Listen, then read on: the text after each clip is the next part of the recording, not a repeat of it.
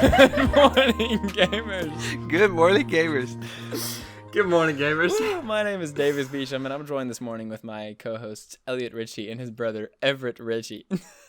Yes, sir. Howdy. So we've got some tasty news coming at your faces this morning, and I'm gonna go ahead and let Elliot take it away. Alrighty, we got first things first. We got GameSpot has just released an article with first impressions of Demon's Souls, and it is looking good, my friends. I am very, very, very excited. I have been, like I said in the previous episode, this is one of the only games that would make me even remotely interested in buying one of the brand new next-gen consoles. But I've seen, man, the trailers for this game are just so pretty. It's one of the only games that I have seen in the roundup of next-gen stuff that really, truly looks next-gen, other than the Hellblade sequel. Yeah. And I'm just so dang excited for it. But yeah, GameSpot's article is super favorable. So is Demon's Souls made by the same producers of Dark Souls? Yeah, so Demon's Souls is is a remake of the precursor game to Dark Souls. It's basically the first Dark Souls game. Okay. And this is I believe it's a full-on remake, not a remaster. So it's super, super, super pretty and exciting. I love when game developers do that. Don't get me wrong. Halo Remastered, for example, excellent. We needed that, you know? Old game remasters are fantastic, don't get me wrong, but I love, maybe even prefer, game remakes, because in terms of, when it comes to gaming, a big aspect of being engaged and continuing to be engaged and, you know, being able to play a game for a long time and replayability specifically in a game comes down a lot of the times to its novelty. And this is true for any video game you show me. That's just how video games are. Yep. It's entertainment. And when you lose the novelty of it, then there is some of that entertainment that goes away. I mean, not all of it, but yeah. Right, some of it, yeah. There isn't a new game feeling for no reason, you know? That feeling when you get the new Cold War, right? It's huge. But I don't have that feeling for Modern Warfare anymore. Sure. It's not new. Right. And when a game gets remade into the same game but something new, that is huge. That is huge to me. Anyway, that's all I wanted to say about that. That's just I love that idea. Yeah, no, it's weird that I can't come up with any examples either. Yeah, right? Because I've definitely thought this many times before, so I know I've played remakes, complete remakes, but for whatever reason I can't pinpoint any right now. But I agree with you wholeheartedly. It's like when you hear a song for the first time in, like, a favorite song, but it's the first time you've heard it in a few years, and it's almost like you're hearing it for the first time, and it brings back a lot of good memories, maybe some bad memories too, but, like, you know, it's like hearing it for the first time. Yeah. So that's how it is when you play. Yeah, because music is entertainment too. It's like, that just kind of goes for entertainment as a whole, I think. Movies, music, games. Yeah, shoot. I mean, in that same vein, we can talk about the fact that, you know, just like he's talking about with that, you know, that favorite song reminds you of a memory, right? Like you turn it on and you immediately are transported, you know, 5-10 years back, and you start feeling the same feelings you feel then. The same's true for video games. I mean, I can't boot up Halo 2 without being transported back to my parents' living room with Everett playing that game and listening to the Avett Brothers. Like, dude, we used to do that so much that, you know, it's just the same sort of thing. And Combat Evolved, I have the same sort of feeling with, but that's an even older feeling of sitting in the study at my parents' house and playing it on a big old CRT monitor with a glass front screen and stuff like that. Yes. Mm-hmm. Dude, yeah, this is taking that. I have that exact same experience. RuneScape, and like I was talking in the last episode about playing that with like Schaefer and Roy and Harris in our living room, and having Michael Bublé playing over the speakers. the It's Time album specifically. Yes. Feeling Oh, Good man. specifically. Dude. One of his For best some reason, albums. that game and those songs just have a huge correlation. And like, there's this mobile game. I won't get super into it, but there's a mobile game I used to play years ago. I think it's called Double Edged or Two Edged. It was a really cool like 2D. You could control multiple players on this little battleground and fight AI. Really cool game. But I used to play it on Harris's iPod, his Like an iPod Touch? iPod. Nice. Yeah, iPod Touch in his red Ion. Hit the suicide doors. I'd sit in the back. Heck yes. And I remember the smell of that car. And whenever I'd get in the car, I would think, oh my gosh, Double Edged. You know, that smell is so intensely correlated with that game. I hear that. Man, by the way, I know this is totally off topic, but I missed the heck out of that red Ion. Oh, yes. Those doors were so cool, man. All right, so we're going to move on to the next thing. So I saw an article about Deathloop, the new Arcane game. And for those who don't know, Arcane is the studio who made the Dishonored games. Heck yes. And also Prey. And those games are fantastic. I'm just saying, you should go play them. Elliot here is the one who introduced me to Dishonored, and Dang right I did. it's one of the best, one of the best and like most replayable games that I know. I want to go on record on our podcast and say that is my absolute favorite game of all time. Wow. Yep. It's a dang good game. Wow. But anyway, so they have a new game coming next year, and it's called Deathloop. And I'm gonna be completely honest. From the trailers, it pretty much looks like Dishonored in the 70s. Which, you know, at first you're like, well, okay, but at second thought, that actually just sounds amazing. So I'm totally cool with that. But like seriously, the gameplay looks really smooth. The visuals are super nice. If anybody, you know, you should go look up the trailer and there's a cinematic trailer. It's totally beautiful. But apparently, so originally the idea was that it was going to be a PS5 exclusive for I think a year. Yeah. And then come to PC. But what I'm reading right here says that apparently, at least according to these articles, that has been reworked and it's coming to PS5 and PC on May 21st of next year, Yes. 2021. That is what I wanted to hear. So we don't have to wait, those of us who That's don't have nice. a PS5.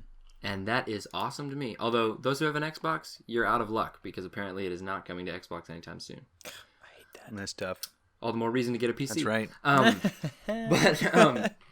But anyway, so I am totally pumped for that game and definitely will be one I pick up for next summer. Oh yeah. Heck yes. I'm going to have to look into yeah. that. We gotta talk for a awesome. second before we move on. We gotta talk for a second about this is not new news, but it's still worth mentioning because we haven't gotten to talk about it on this podcast. But the acquisition of Bethesda by Microsoft. Ooh, that's a good point. Yes. This is a big move for Microsoft. This is a big move for Bethesda, and it's a big move for gamers. Mm-hmm. I think. I think What was there the are. price tag on that? There was a Oh, very large. It had to be a lot. price. Let me check I it don't out. recall. Seriously, have Yeah, to. one of y'all look it up. But there have already been some really cool, kind of halfway winky announcements. Like they're talking about making a Fallout New Vegas 2 because for the first time since that was made, both Bethesda and Obsidian are both under the same umbrella now. Ooh, very And nice. so that.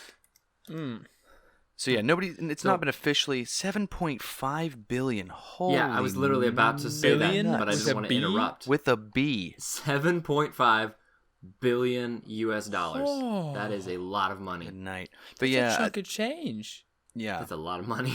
Oh my god. But there's a lot to talk about here.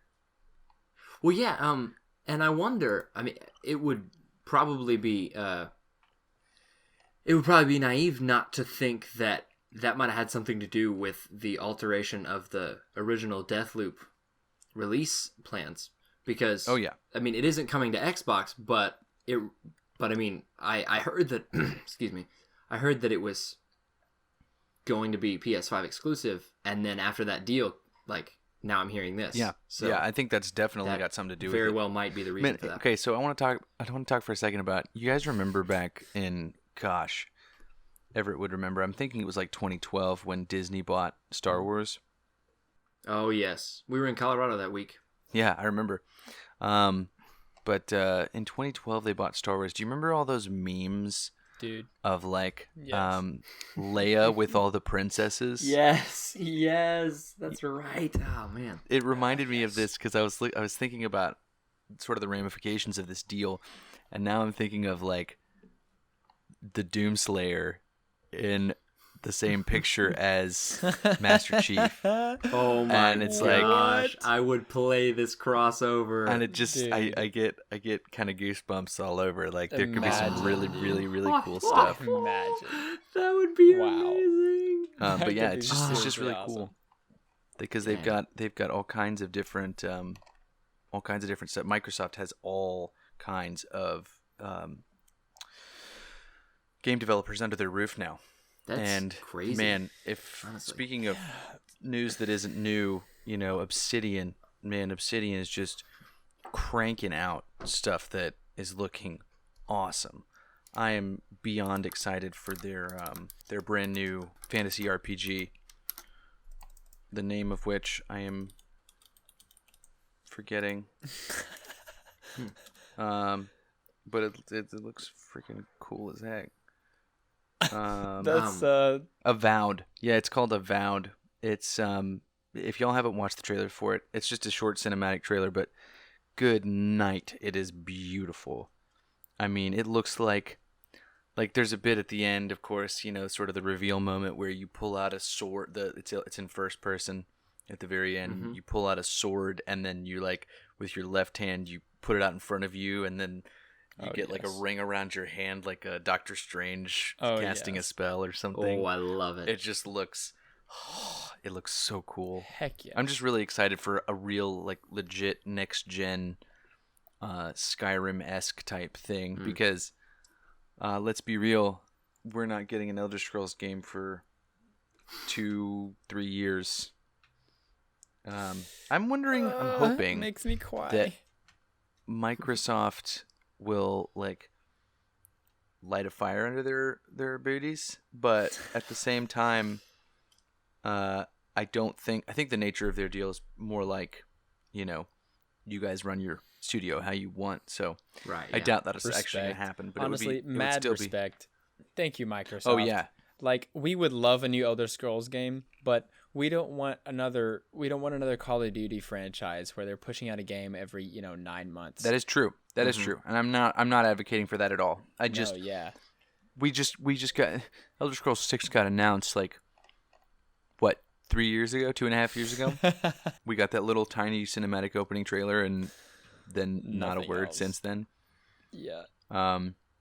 Although I will say, I've been following that news as well because I'm a huge Elder Scrolls fan. Dude. And the Tell me about it. this is Actually, dude, this please tell game me about and this new Elder Scrolls game and their upcoming sci-fi release, Starfield, I believe it's called. Ooh. For the first time in forever, they're actually starting to. No, we can't sing that on the podcast. No, We're gonna no get thanks. copyright struck. That was an original song. Sure it was. For the first time since, I want to say since Morrowind, or maybe a little bit later than that, but I'm blanking right now. For the first time, I think they're actually starting to build a new engine for these games because For the Elder Scrolls. yeah, because they've been using a modded version of the same engine for So long. it's something like 20 years. Wow. It's That's all the insane. Fallout games that Bethesda made, and I believe Morrowind, Oblivion, and Skyrim, or maybe just Oblivion and Skyrim. I'm not sure, but the vast majority of their games in the last 15, 20 years have been in the same engine, and it's starting to crack. I mean, I'm sure y'all remember when Fallout 4 came out. that it was not the massive jump that everybody expected from Fallout 3. Yeah, for real. And the same goes for, of course, the absolute black sheep disaster child, Fallout 76. Oh, goodness gracious. Let's be honest here. Fallout Shelter, the mobile game, was a better game than Fallout 76. You make a good point there. Yes, you do. Yes, you do. Before we stray too far from it, I mean, I know we're already moving on, but I just want to I feel like Microsoft's acquisition of ZeniMax and like Bethesda by extension and stuff is, you know when you go to a garage sale and like they have a box of Legos and you're like, $10 for a box of Legos? Sure thing, why not? And like they open the box when they get home and they're just like pulling stuff out and they're finding, like, they got to be finding more and more stuff. They're like, oh, we own this now?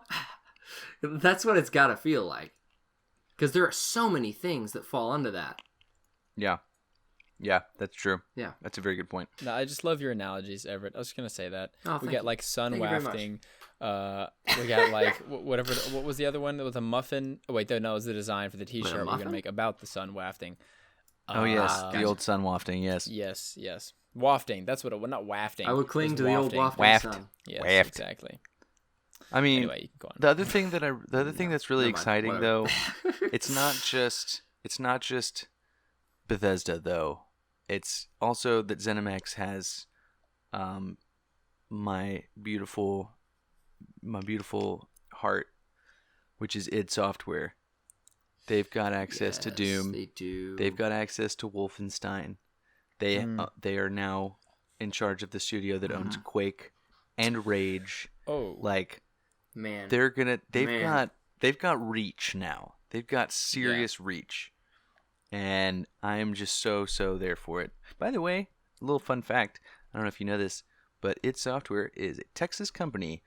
Based in Richardson, Texas. I've actually driven past their offices. Wow, very cool. Very cool. Wow.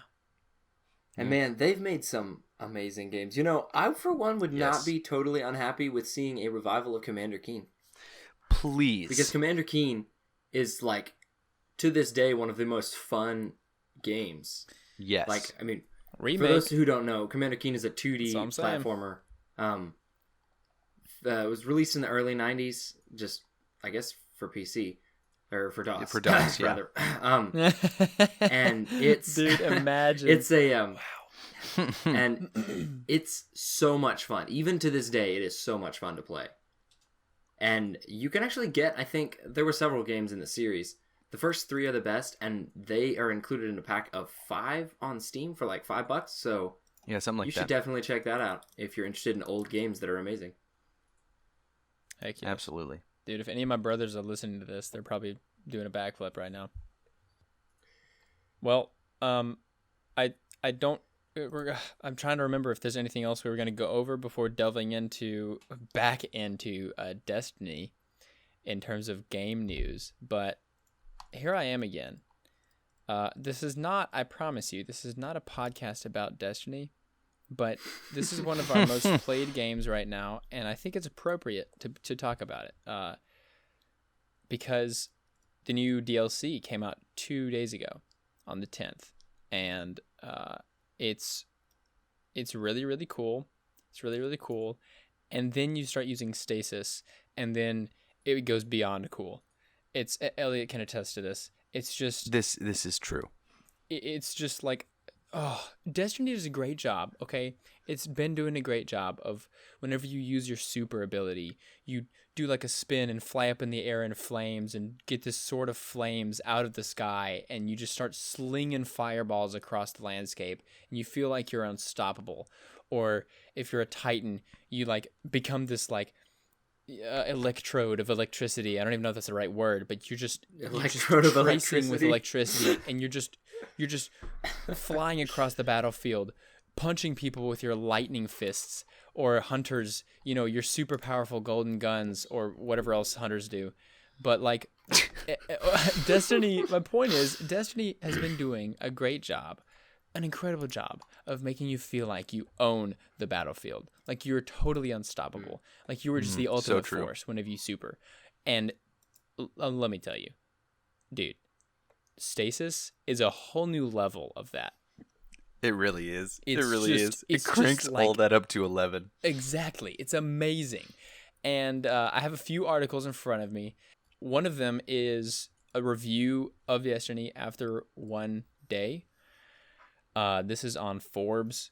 This person was just writing about how really, of course, there isn't a whole lot to be said yet, as it was day 1 and now is day 2 post-launch. So there really isn't a whole lot to be said, but so far there haven't been a terribly huge amount of bugs, except for the fact that I can't use my main gun Wither Horde right now because it's too powerful, quote unquote. There is an issue apparently, and so they disabled it for the time being, which is upsetting. But in terms of the DLC, in terms of the expansion release, there haven't been a ton of issues.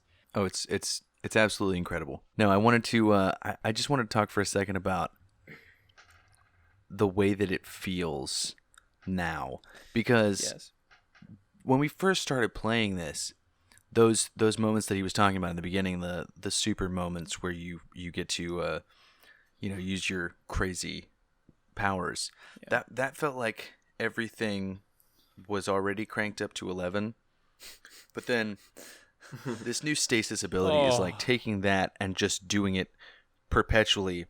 It's one of those things where, like, I don't know what y'all's experience. I know what yours and Everett's experiences are, Davis, but I don't know what the listeners' experiences are. But back in the day, we used to play a whole lot of Black Ops 2 Zombies, which we still do. Yeah. We still do from time to time. In fact, it was not that long. It was like 3 days ago we played some. But we used to play a heck of a lot of Black Ops 2 Zombies on the Xbox 360. And the same thing would always invariably happen, though. Around 25, I want to say, the Xbox would not be able to keep up. There would be too many things on the screen for it at a time, and the Xbox would just start dropping frames like you would not believe. The grill. I know, yeah, pretty much. And I know this just sounds like a weird tangent to go on, but the only thing that I could think of when I was using the stasis ability is like I'm sitting there like in the sky throwing these massive ice balls that are like freezing everyone and then shattering their dead bodies. Sorry, that was a little graphic, but I'm doing that, and like the screen is just exploding. The screen is just exploding with light and things and people and stuff. And I didn't drop a single frame. Yes! I didn't drop a ding-dang frame, and it was just so gorgeous, and I could see it all happening, and it just kept going. It does not get old. I was so... I felt like a kid again. It was so incredible. I just love it. It's amazing. If you have not already picked it up, do yourself the favor. Pick up Destiny Beyond Light. We are not sponsored, but hey, we could be. Bungie, hey, maybe. That'd be hit us up. Bungie, where you at? Well, we're your biggest fans. Let's do it. Speaking of the stasis, the other article that I kind of wanted to focus on in terms of Destiny was that there is probably going to be a I'm trying to find the word. It's going to be its own subclass.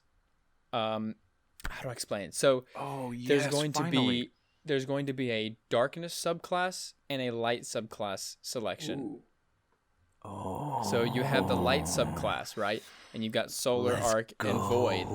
And then you have the darkness subclass. And right now, I believe the Stasis is just a fourth subclass under the quote-unquote light, the unofficial light subclass.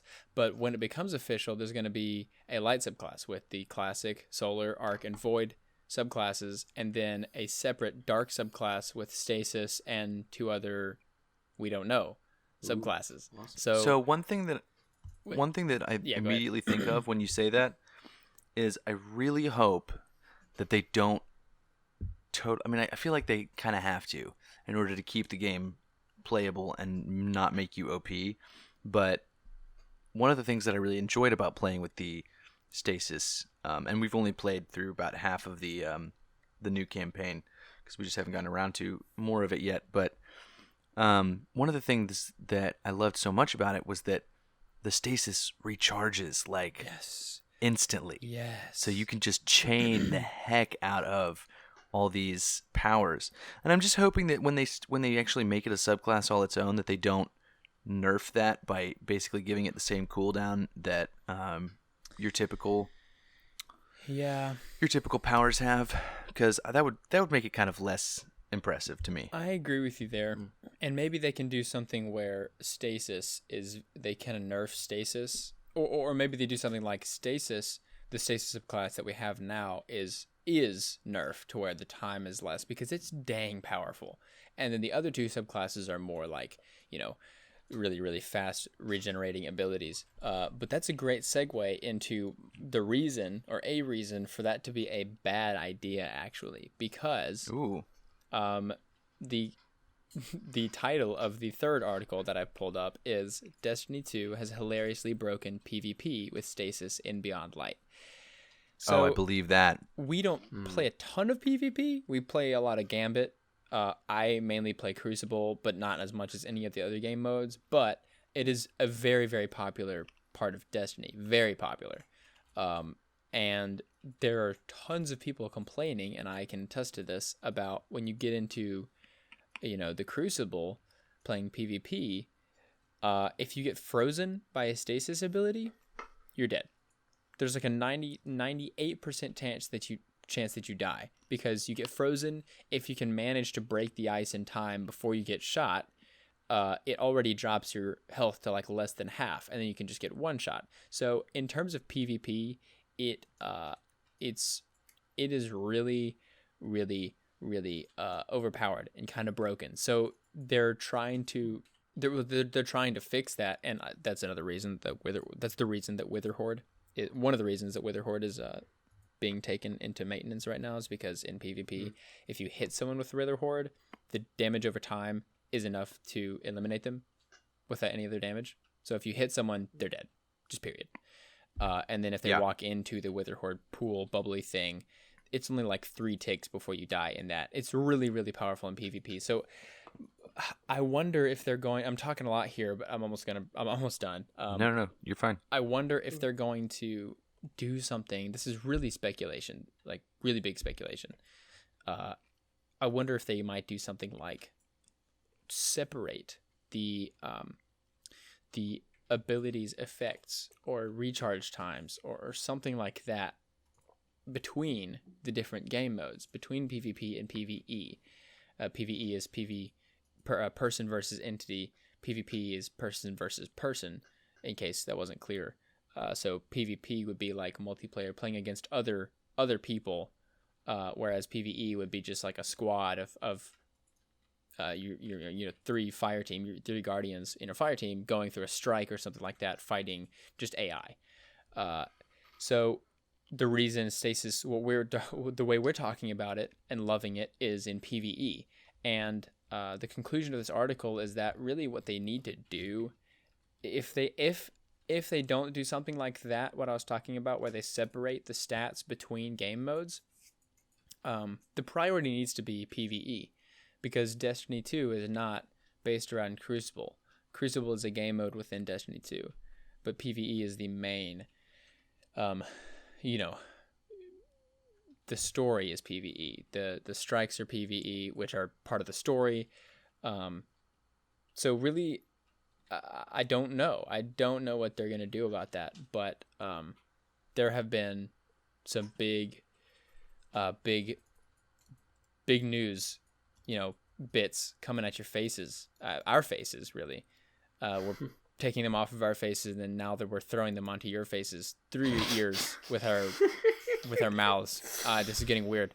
It was weird. It was weird a little while ago. Well, this is a good time. This is a good time for me to segue a little bit, because we keep talking about, obviously we keep talking about Destiny, right? We keep talking about how much we love playing this game, and we love just everything about it. And but that's not the only game that we play. Let's be real here. We play plenty of other games, especially you two. I know y'all love your COD. Yes. That's awesome. I have no problem with that. I just, COD games come out every like 5 seconds, and I don't have the money to keep up with them. Seriously, man. But no, this is a good time for me to segue because I really want to talk to our listeners for a second about our Patreon. Now, we've talked about it, or we've mentioned it at the end of every single episode. Just quick little mentions, but we'd like to take a second and let y'all know what it is that you would get if you did become our patron. So I'm just going to go down the list of some things that we have at in our different tiers, and you guys come visit us again. We're gonna plug it at the end too, but I just want to let you guys know it's patreon.com/gmgpod, and we would love to see you guys support us there if you can. All right, so first of all, every tier comes with access to our new Discord server. This is going to be where we keep up with our community. This is a place for everyone to share video game news, video game thoughts, theories, what have you. Anything that you can possibly think of. And we will be there moderating the server. And so we will be talking to you guys pretty much whenever we have a chance to jump on there. It's also where we record our episodes. So you'll probably see us in the little sidebar there in a locked chat. Heck yeah. That's not the only thing. At every tier, you're also going to get a shout out at the end of every single episode, where we just love to recognize anybody who was kind enough to support us. Moving on, we've got access to bonus episodes. This is going to be like shorter episodes or episodes of specific series we're working on. We keep our main podcast here kind of broad brush. We don't really talk about many specific things. We just sort of lay it on thick over everything. And we'd like to talk about. That was the paintbrush of our podcast going. Yes, broad brush. Indeed. And we'd love to talk about some more specific things because we do have very specific loves and hates for games, and yes. we'd love to get into those. There's one series that I want to be working on soon where we talk about sort of the history of gaming. I've got a buddy of mine who wants to come on record a mini pod about retro games. So we got a bunch of cool content that's coming to Patreon only for now. So that's really exciting. So on top of all these other things, you're also going to get a GMG branded sticker with the design that's on our cover photo on Spotify. It is a design that's created entirely by our very own Everett Ritchie. Take a bow there, bud. That's a bow. Yes, indeed. You're also going to get access to us. We would love to add you to our Steam friends list and play games with you. Play Destiny that we keep playing. I'm sure the boys would love to play COD with you. Oh, yes. There's a bunch of different stuff that we would love to do with you. We've also got a monthly live video chat where we can talk about whatever the heck you want. We're going to record those so that you'll have them forever. We would just love to hang out with you every month. And then also we've got game recommendations. We would love for you guys to suggest a game for us to play all together, us and you, our patron, and we would love to just sort of sit down and play through a game with you, whatever it be. We'd love to do that. And then also at our top tier, we've got not only an exclusive hoodie with the same design from Everett, but also a guest spot on GMG. We would love to have any number of you join us on the podcast. We'd love to talk to you about games. We'd love to talk to you about life, whatever. You name it, you come on here. We'll get you in the hot seat. Let's go. We would love to do that. Yes. And one thing about that is that is our top tier, and there are only 10 of those. So you get them while they're hot. That's what I'm going to say. That's what I'm going to say about that. That's what I'm talking about. So that pretty much ends what I was going to let y'all know. And that's just the beginning. Honestly, we're barely starting out with this Patreon thing. We're barely starting out with this new podcast and our Discord community, and a lot of things are going to get added. That's just the bare minimum right now of what we have available to us. But the more that we grow this community, the more we will be able to grow our podcast and our Patreon and the things that we will be able to offer you guys. And so we just really, really want you to join us there. So thank you for visiting our Patreon. It is patreon.com/gmgpod. So enough with all that stuff. We're going to get back to the games. Heck yeah. So PS5 launched today, as I'm sure a lot of you know. And Walmart is having trouble keeping up, it sounds like. Imagine. They literally... right. I mean, it's... I haven't heard of anybody getting trampled like with the Xbox One back in 2013. But apparently, as like today... Walmart had to restock 4 separate times because they kept just running out of PS5s. Is that on launch day? Literally launch day. On launch day. Gosh. And this was all online, right? This wasn't in stores. Oh, well, maybe that is true. I believe so. Most of the stuff that I've seen is about the site crashing it looks like slow it's online. loading and stuff like that. Oh yeah. So I guess nobody can get trampled, but I mean, if you could get trampled digitally, I'm sure it happens today. I've been trampled digitally. Oh yeah. Every time I get into a CS:GO lobby, let's go. Like, I've been trampled digitally. Oh, That's so truth. funny. Man, but so PS5 is out. Like after 4 restocks, which apparently sold out within minutes, and like that was 12 p.m., 3 p.m., 6 p.m., and 9 p.m. And they're out, and at least from what it looks like here, they are not planning to restock until Black Friday, which is what, a full like what, 2 weeks away. So like that's a long time. I mean, those who didn't really jump on that PS5 today, if you were looking to get it from Walmart, you better get cozy for a couple weeks. I don't know why I did a whoop whoop for PS5 because I'm not a PS5 person, for the record. Hey, we can be excited. Yeah, we're not. I mean, definitely not like we're whoop not, whoop, but like a whoop whoop. We're not. Or like a yay. Any one of those is acceptable, I'll say. All of them at once, said Bilbo. That's right. But I know, but I mean, like we're not against PS5. No, we are. no. We are very pro video games. So PS5, Xbox, more power to you if you get one. If you want to play your video games on a toaster, that's fine with us. Yeah, as long as you play video toaster, games. Or on a mini fridge, whatever, man. That's amazing. Whatever floats your boat. Speaking of Black Friday, if you're a fan of Xbox but you have not gotten your hands on a subscription to Xbox Game Pass Ultimate, Black Friday is going to be your time. If you're a new subscriber, not only can you get your first month for $1, then you're going to want to go to GameStop or Best Buy, where they're selling the 3-month Ultimate Passes for much less than they usually go for. They're usually $45 for 3 months. GameStop is selling it for $20 and Best Buy for $23. Seems like you should go to GameStop, but in case they sell out real quick, Best Buy is your next best option. But anyway, we just wanted to mention that because that is a big thing that's going to come up real soon. And honestly, I'm probably going to jump on it at that price. I don't know if they have a limit on those, how many you can get, but I will probably get a few of those, honestly, because why not stack up the months and get them ready to go? Because there's some great stuff that's coming to Game Pass right now and in the next year.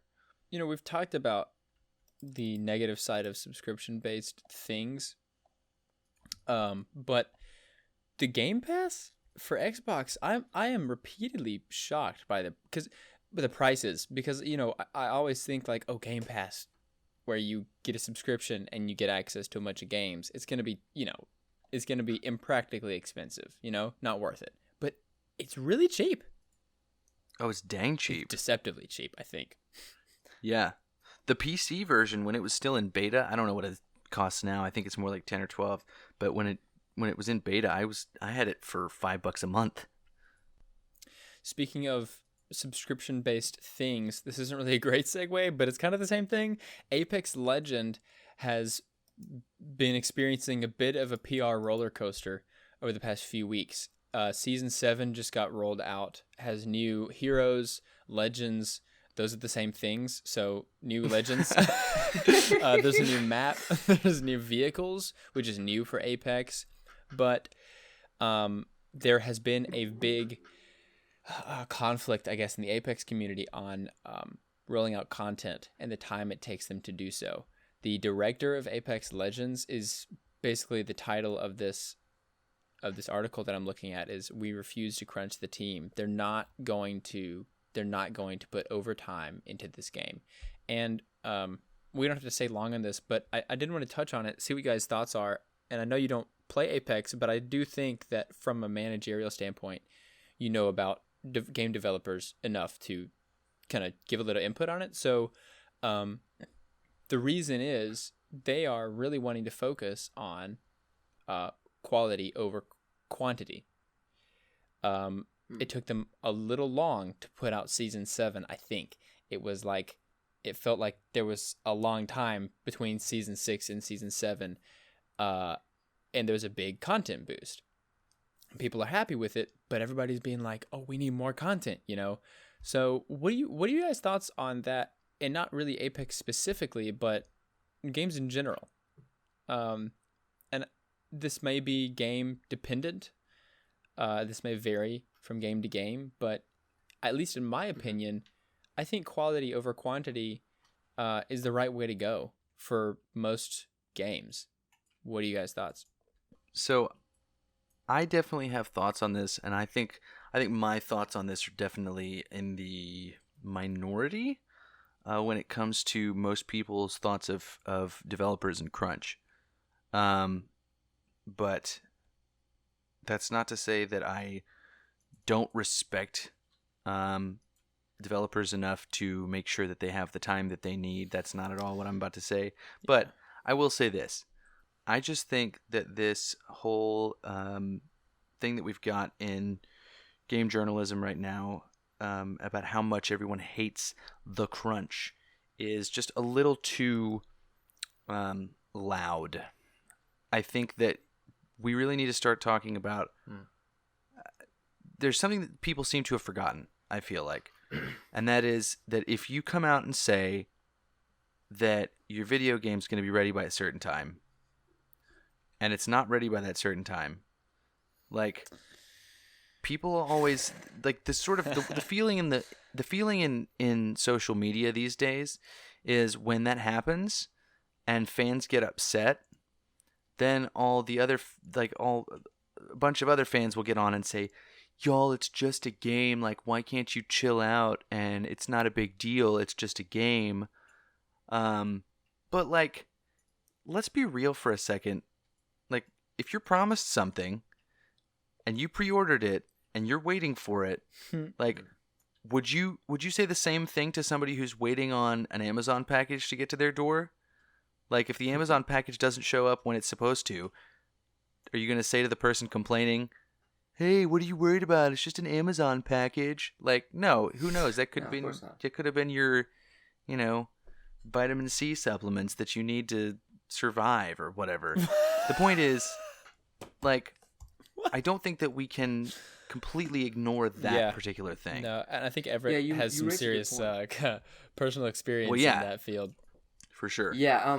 So, I mean, let's just address the elephant in the room. Cyberpunk has definitely faced a bunch of pushback for their crunch and stuff because it was getting mighty close to the release date, and when it gets this close to the release date and there's that much work to be done, overtime is in order. And like, I don't think it's unfair to the higher ups to want their people to like work a little overtime so the game is ready.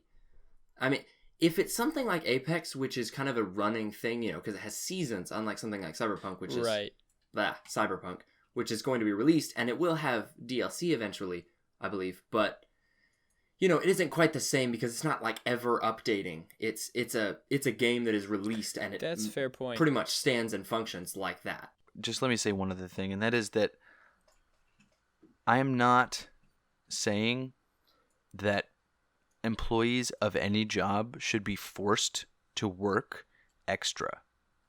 Ever. You can't. ethically anyway, I'm not sure what the legality of it is, but ethically, you can't force someone to work extra, right? You sort of, if you're paying somebody a salary, you should expect their 40 hours of a week and nothing more. And if they choose to give more, that's on them. I am not advocating for employers to ride their employees and threaten them with firing if they do not complete extra work. What I would like to see is some sort of restructuring of the projection data that they use to decide what their release date's going to be. If they overhaul that and they find a way to accurately predict a release date, I think that is a much better solution. If it takes 3 years to create a game and they're trying to do it in 2.5, then that's on them for putting their release date way too early. Yeah. And I'm not saying that the employers should have to suffer. What I think the real problem with this is that they're projecting their dates way too early, and that's what's giving it that extra crunch time. And this has been true in the industry for years. I mean, this has never not been a thing. And I think that's one of the things that people are so up in arms about right now, is that just like so many things are getting broken down and restructured in our current society in America, this is one of those things that the social justice crowd want to restructure, and I'm not against it. I totally 100% believe that. I think it's important to note that the problem is with the projections, not with people doing extra work to meet the deadline that they themselves set. Yeah. Yeah, that's a really good point. Well, I think to finish off, we should talk about tonight's big reveal. Indeed, yes, because Black Ops. Well, sorry, I don't want to interrupt. Sorry, Black Ops Cold War is coming out. 11 p.m. And Everett and I are extremely excited about this. We're definitely going to be playing some of that tonight. This is big, and that's so lame and cliche. The best iPhone ever kind of thing, but like, it really is. It really is. In the beta testing of this game, we were experiencing a new Call of Duty, and that is a new Call of Duty in a really good way, and that is something that, honestly, I think the Call of Duty community has missed, at least before Modern Warfare. I think they definitely have missed it. I mean, Black Ops 4, Black Ops 3, I honestly could not tell you the difference between those two games. I could not. And I didn't play Black Ops 4. I didn't even realize there was a Black Ops 4. Exactly. There's been a lot of new COD games, and that goes to show, Call of Duty props for pushing out 13 games every hour, but that means that only every 300 games is going to be new. Right. Yeah, that's by that analogy at least. But we are super super super excited about this. Really? If anyone wants to just go ahead and hop on the Patreon so you can play with Everett and me, that'd be awesome, because we want to play with people. But we're really excited about getting into that. This is a big leap, I think, in my opinion, for the Call of Duty franchise in a really good direction. I'm super excited about playing the campaign. Sorry, go ahead. Just to finish up the campaign. I loved the Black Ops campaigns beforehand. Well, at least 1 and definitely. 2. And Black Ops 4 didn't have it. I didn't play the Modern Warfare campaign. Activision, you jerk. Right. But definitely gonna play that. We got Cold War Zombies. We got. I think there's another game that mode. Zombies mode. But anyway, super excited about that. I want to ask you guys, because I'm the only one out. I'm the odd man out here. You guys are going to play that tonight. I'll probably ring in some more Destiny. But heck yeah, I want to ask you guys, as somebody who doesn't play, how are you going to start off your Cold War playthrough? You gonna start off with some regular old multiplayer? Are you gonna start off with the zombies? What's the deal? I haven't That's a even good thought question. about that yet. Oh, Because I mean, we have had some experience while playing the beta. Several weeks ago now. yeah.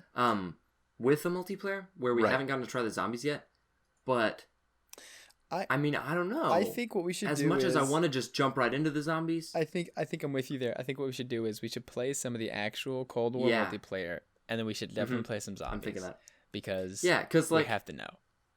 Because we've known, like, we've sort of understand the basic idea of how the multiplayer is, but we've only seen a few maps and, like... Oh, yeah. Oh, new certain, maps. you know, oh, my certain... gosh. There's going to be new like, maps. so there are going to be a lot of maps here yeah. that we have not seen yet. And then, of course, there's going to be an updated Nuketown, which everybody knows Nuketown. It's legendary. Oh, yes. Is Nuketown coming with the base game, or do you have to? Is it a DLC?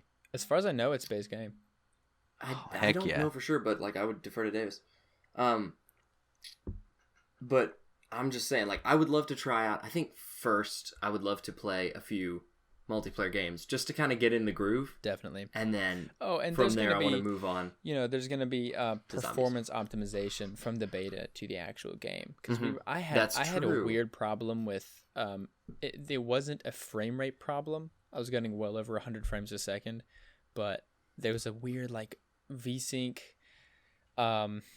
input lag kind of problem where it was only displaying, it felt like it was 60 frames, except it was registering over 100 frames. So really weird. Maybe that's my computer, but I'm assuming that that's going to be fixed that was fixed post beta, and we're going to be well, I guess we'll see. We might be sliding 1,000 yards and vaulting over skyscrapers still, but we'll see. But I mean, honestly, it may be a bit ridiculous, but I'm totally okay with that. I really because am too. it really kind of gives a certain edge to the gameplay that you haven't seen in other Call of Duties.